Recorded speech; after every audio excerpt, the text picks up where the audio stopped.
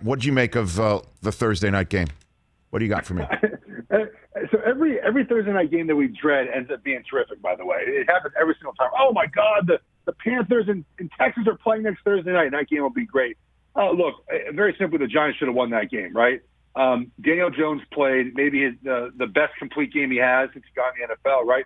His rushing, his passing. The Giants' offensive line played really well in the second half of that game against a Washington defense that we expected a lot from this year. And guess what? They still lost, right? Like, you just can't lose games like that in the NFL. It's what bad teams do. And we keep waiting for the Giants to not be bad anymore. They have the most losses in the NFL since 2017. The start of that, they have the most in the NFL. They're like 18-49 or something in that time span. They play bad football, and we saw last night in big moments they played the worst football. Right? They force a turnover, a great Bradbury, great play. Right? He jumps the route, he gets the ball, and what do? They take 11 seconds off the clock, go 5 yards to kick a field goal. And then they come out, obviously, and how do you jump off? You're literally looking at the ball if you're the zero technique, essentially, on the center. You're not blocking that kick, buddy. I'm just letting you know. As someone who did field goal protection forever, you ain't blocking that kick. I'm just letting you know. And you jumped outside. Like, things like that cannot happen, especially when the coach, Joe Judge, brands himself as this, like, disciplinarian and we're not going to make mistakes. And then in week one, Joe Judge throws a challenge flag on a scoring review play that gets challenged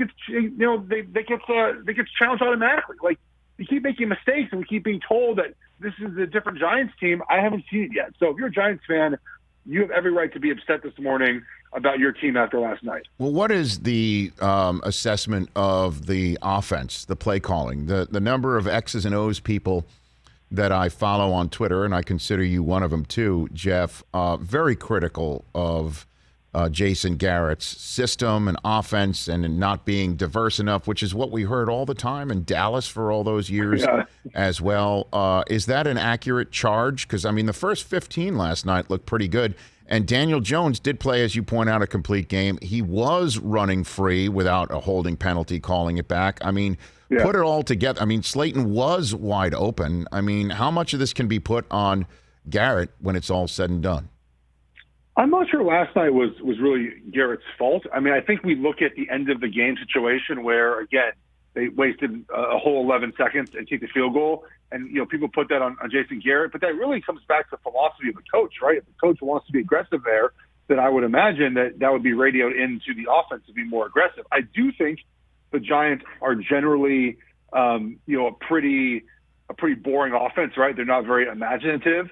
But they've drafted to be that way, right? They drafted a running back. They drafted a quarterback who is not, I think, at his best, is average in the NFL. That's what their offense is going to be with the personnel they have. And I know it's frustrating for Giants fans, but you signed an offensive coordinator who was that way in Dallas, right? Like, what do you expect?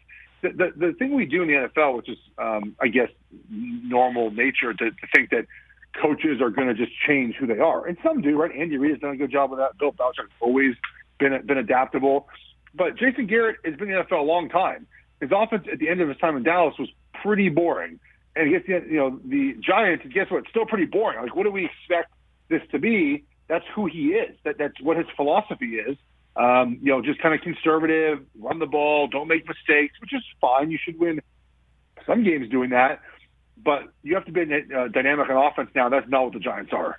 So do you really think Daniel Jones at his best is average? I mean, because he has above average skills, don't you think? I mean, he can be a two-way threat, in the same way that we're and rightfully so, say Ryan Tannehill's praises. I mean, Jones has the same game in many ways. He's fast and he's elusive, and if he's accurate, and he's thrown almost 64% of his balls, hasn't thrown an interception yet. I mean, those are numbers I would take if I'm the Giants for the first two games of the season, wouldn't you? So you just laid out a bunch of ifs, right? If I did. No, I did. Is this, if he's that, if he's this, if he's that. I mean, that doesn't feel like a quarterback who is okay. Where do you put Derek Carr as a quarterback in the NFL? Yeah, I mean, I could see where you're going. I know where you're putting it, but I mean, there are occasions where he'll play a game where he misses on two passes, and he's the perfect vessel for whatever Gruden's cooking up. and then he'll throw a ball behind somebody when they're wide open on a crossing route, and if he puts it in front of him, that's 25 yards, and instead now we're 2nd and 10 or 3rd and 10, and I get what you're saying. I'm just, I guess, talking about a skill set. Like, if at his best, Daniel Jones should be a guy who can put some points on the board. And last night, my God, they could have put up 40 if they didn't have those mistakes. I mean, that could have been against a defense that we all consider, I think, in the NFL media as a pretty stout one. Don't you think? But that's what sets apart kind of the good from the great, right? Is not having those moments, right? Slayton's wide open. I saw Torrey Smith this morning tweet out that he thought that ball was just half a pace overthrown, and maybe it was. I mean, I'm not going to argue with him. He's played wide receiver for many years in the NFL, But again, like, does Pat Mahomes overthrow that guy, right? He's a bad example. He's the best quarterback, but does Derek Carr overthrow that guy? Probably not, right? Like, it's little plays like that that are made by the upper echelon quarterbacks. They're just not made by guys like Daniel Jones. And it's unfair to point to one throw in that game, but often those throws are the ones that make you the money, right? Those are the throws that, and the best example for this, by the way, I'm going to use this till the end of time, is the 2019 Super Bowl, right? Jimmy Garoppolo, it's the reason why they drafted Trey Lance. There were 2 plays in the 4th quarter. One, Kittle's wide open on 3rd down, doesn't throw to him, and that was the play design to go to Kittle. Just doesn't do it. That was someone else, Sanders, incomplete. And then again, on the next drive, Sanders open for a touchdown. The play is perfectly drawn up, perfectly executed. Ball's overthrown by 3 yards. It's like it's 2 or 3 throws a game that set apart the average to the above average. And so far, Daniel Jones, to me, hasn't shown any ability to be that above-average quarterback. Geoff Schwartz, 8 years in the NFL, joining me here on the Rich Eisen Show. Get that number right? I know that you were. I got that number right. You're 8-year veteran, 9-year veteran. What? Yes, 8. Yeah, 8. I got that right. Okay. And so the Washington football team, do they have their guy, Taylor Heinicke? What do you think? Is he the guy? Yeah, I don't know. I have some Washington football team fans that argue with me back and forth, like throughout the game about this too, right? Like every quarter we update it. Is Heinicke the guy? I think that historically speaking, the answer would be no, right? We don't have a lot of players like him that end up being franchise-type quarterbacks, and there's a reason why they brought in Ryan Fitzpatrick. They thought that he's just a good backup and not really a starting quarterback type, but he played well last night. And I think just we need to see more. This is only his 3rd start. We need to see more of him. I would lean to no, just because, again, the history of the NFL isn't kind to quarterbacks that have his background.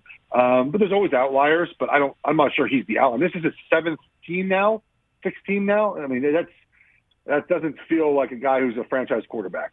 Hey, you watched all the way to the end. Thanks for that. Watch more right here.